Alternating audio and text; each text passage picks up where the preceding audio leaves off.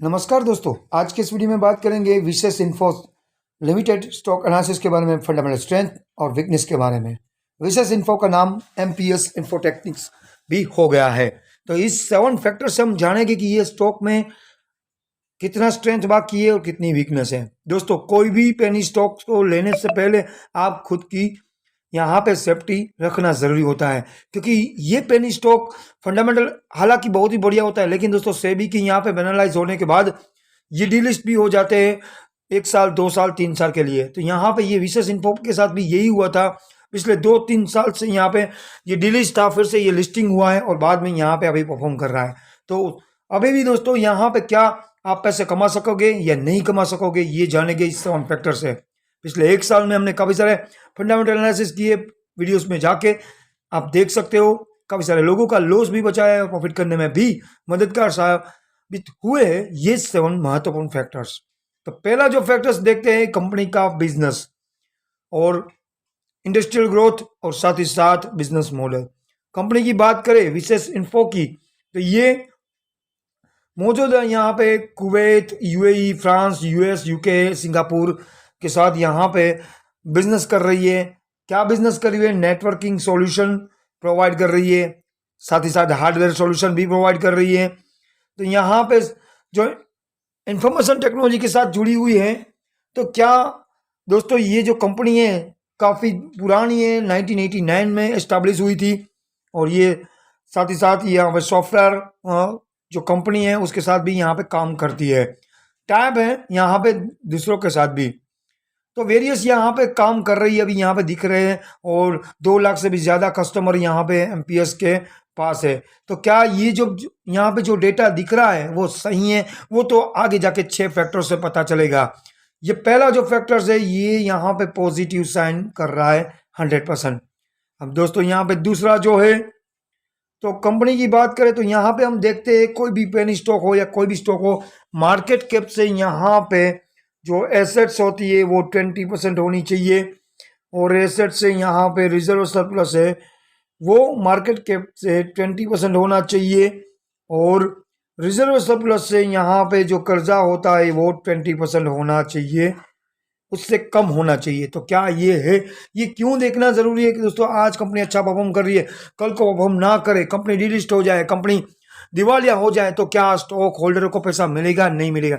ये चारों फैक्टर से जो दूसरा जो फैक्टर है उसमें ये चारों बातों से ध्यान रखने के बाद ही आपका पैसा सेफ है या नहीं है ये पता चलता है। तो चलिए यहाँ पे देखते हैं। तो यहाँ पे मार्केट कैप यहाँ पे 234 करोड़ की एमपीएस इन्फोटेक्निक्स की है।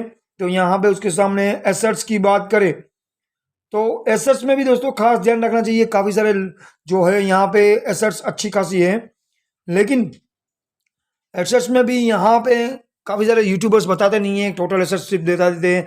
लेकिन यहाँ पे एसेट्स में ज़्यादा दोस्तों यहाँ पे लैंडिंग जो है, बिल्डिंग्स है, ये सब होना चाहिए। तो यहाँ पे आप देख सकते हो कंपनी के पास लैंडिंग और जो बिल्डिंग्स है ये नहीं है। तो यहाँ पे ये वीकनेस होती है दोस्तों।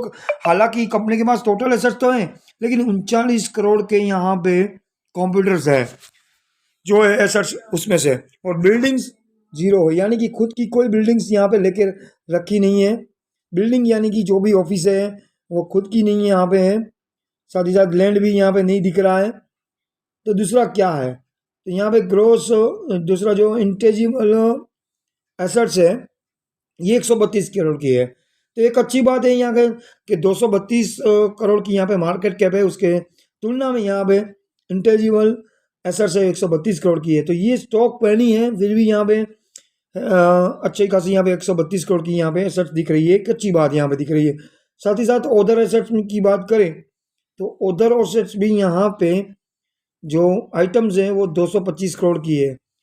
तो कंपनी के पास दूसरी भी यहाँ पे आइटम, हालांकि ये जो दूसरी आइटम्स है वो मैटर नहीं करती ज़्यादा, लेकिन यहाँ पे कंपनी की बात करें तो यहाँ पे इंटेजिबल जो एसेट्स है वो 132 करोड़ की है। तो एक अच्छी यहाँ पे साबित हो रहा है। साथ ही साथ हम ये देखते हैं कि यहाँ पे जो रिजर्व सरप्लस है वो 20% होना चाहिए मार्केट कैप से। तो यहाँ पे 200 करोड़ के हिसाब से यहाँ पे रिजर्व सरप्लस भी यहाँ पे है। हालांकि रिजर्व सरप्लस से यहाँ पे 20% से ज़्यादा यहाँ पे कर्जा यहाँ पे है। लेकिन यहाँ पे एक बात करें तो कंपनी जो है वो हालांकि कर्जा यहाँ पे रख के रखा है, उसके सामने यहाँ पे इंटेजिबल एसेट्स भी 132 करोड़ की है, उसके साथ रिजर्व सरप्लस भी है। तो यहाँ पे एसेट्स को देखा जाए तो टोटल एसेट 432 करोड़ की है, सॉरी 400 से ज़्यादा है, तो 400 से ज़्यादा है और साथ ही साथ रिजर्व सरप्लस भी अच्छी है। तो उसके सामने यहाँ पे कर्जा है वो ज़्यादा मैटर नहीं करता है, क्योंकि 23 करोड़ का कर्जा उसके अगर यहाँ पे रिजर्व सरप्लस नहीं होती, एसेट्स नहीं होती, तो ये काफ़ी मैटर करता। ये जो दूसरा फैक्टर्स है ये भी यहाँ पे पॉजिटिव साइन कर रहा है एमपीएस इंफोटेक का। अब बात करते हैं तीसरे फैक्टर्स के बारे में, जो है स्ट्रेंथ से यहाँ पे सेल कर रही है नहीं कर रही है, ये भी बहुत ही मैटर कर रहा होता है। तो कंपनी जो है वो एक 2016 से एक अच्छा खासा परफॉर्म करती थी, 2017 में भी अच्छा, लेकिन 2018-19 में यहाँ पे वीक सेल्स होता गया। तो यहाँ पे जो सेल्स की वीकनेस है, हमने बताया है कि मार्केट कैप से 20% यहाँ पे सेल्स होना चाहिए कंपनी का।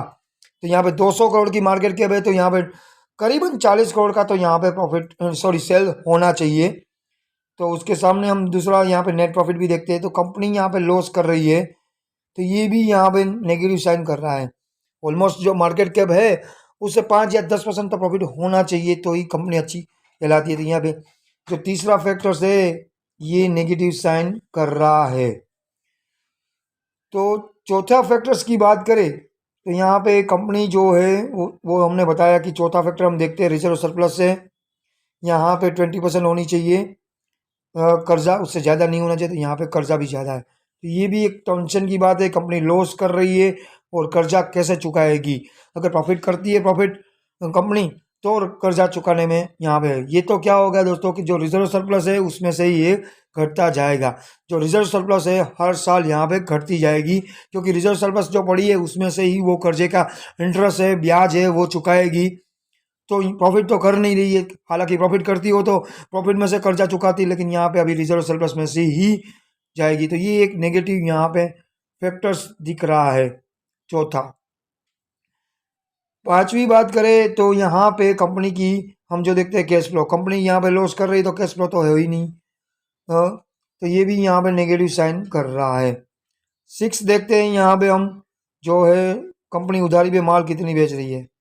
तो आप देख सकते हो कितना बड़ा फिगर यहाँ पे दिख रहा है इन्वेंटरी का।